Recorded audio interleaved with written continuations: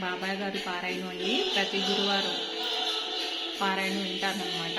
ఇవాళ నేను వినవలసిన పారాయణం 18, 19, 20 అధ్యాయాలు అనమాట. మా టీం గ్రూప్ ఉన్నామండి. ఒక గ్రూప్గా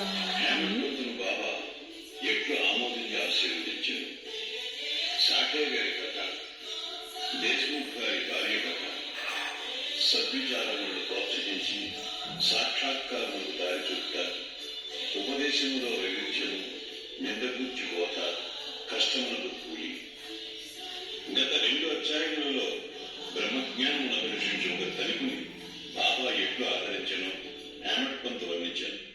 రాబో 2 అధ్యాయములలో హేమట్ పంతును బాబా ఎట్లు ఆమోదించి ఆశీర్వదించను, బాబా ఎట్లు తమ భక్తులలో మంచి ఆలోచనలు ప్రేరేపించి మోక్షములకు మార్గము చూపుచుండెను. బ్లూటూత్ ఆన్ చేసి నా ఫోన్కి లైట్ యాడ్ చేస్తానండి. అందుకు మా వారి ఫోన్ తీస్తున్నాం వీడియో. వారి ప్రబోధం ఎటువో వర్ణించు.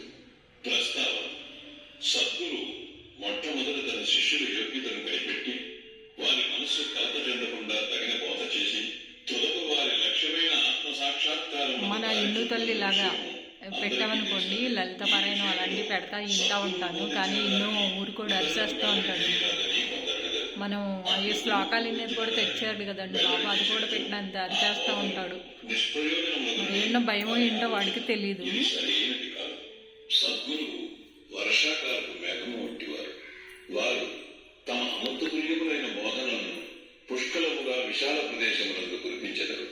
వారిని మనం అనుభవించి హృదయములకు తృప్తికరముగా జీర్ణించుకుని పిమ్మట నిస్సంకోచముగా ఇతరుల వేడుకలకు వెల్లడి చేయవలను.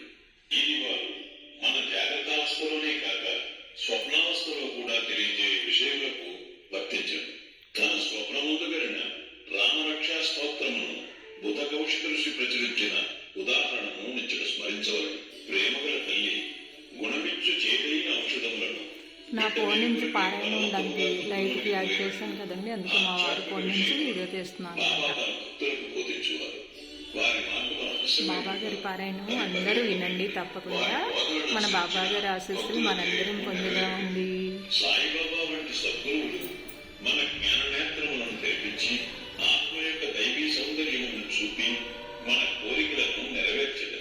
ఇది జరిగిన పిమ్మట మన ఇంద్రియ విషయవాంఛలు నిష్క్రమించి నా ఫోన్కి ఇలా యాడ్ చేస్తాను అనమాట అండి బాబా గారి పారాయణ.